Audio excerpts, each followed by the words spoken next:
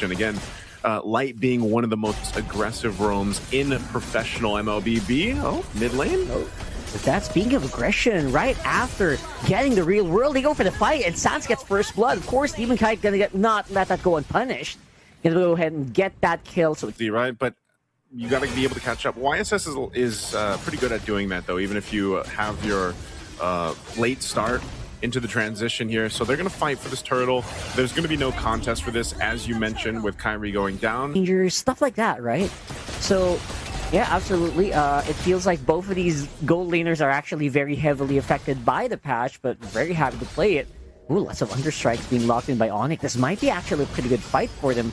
See if that's gonna happen. Lupi is getting a little bit of lantern flare treatment there and gonna get bursted out before even casting anything. Even has the green on his ultimate right now, and that's a second turtle going over to Aurora Gaming here from the Philippines. It's another pickup. Again, objective plus a kill that they can work with. You know, these being spread out here. Edward? Ooh. He's gonna get away. Oh man. Names for him because he has that potential to be able to do this. Is Lupi gonna have some trouble here? He is an Esmeralda. He's gonna get dragged. Oh man, look at that. Lupi, of course, has more sustainability now. It's like a 1v2. Oh, off-cam kill there for Edward, by the way. They're taking a lot of pressure on the man and taking out Light with them as well. Of getting that numbers advantage just by playing around Keyboy.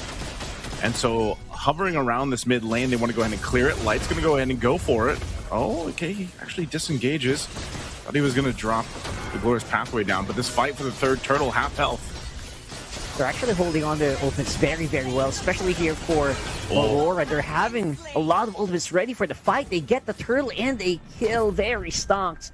Aurora Gaming PH, that's 1.8k gold lead for them, and they're not done yet. Nice, so I think they want to keep on. With the amount of damage early game that a Lancelot provides you, to an extent too, in the way the Keyboy. It's a free man knockup on the G Kundo. Actually, right close by is Sans. Gonna get lots of kills and some decent DPS despite obviously the Harriet being there. They're gonna push back and we're gonna join the fight just a little bit. So the scaling here on both sides for the gold laners are going to start to show. Skypiercer 2 for Yue. There's the kick. Okay, there you go. That's what you want to get started here. Light will use the Glorious Pathway to dig out. Edward misses on the land shaker, and actually that might force them to go back. Skylar, look at this guy. He's just going bananas. Throwing bullets left, right, and center, taking down Edward in the front. And meanwhile, exactly when he got the Skypiercer, he gets a kill. So they have positioning here, but I think Aurora Gaming wants to go for this. Oh, yeah, absolutely. Look at Demon Kite, though. 4 throws just to buy a little bit more time, but not going to be enough for him to go for this. Bay. Again, that space for Skylar is so important here, too. So they'll go ahead and reset the Lord. Glorious Pathway drop down.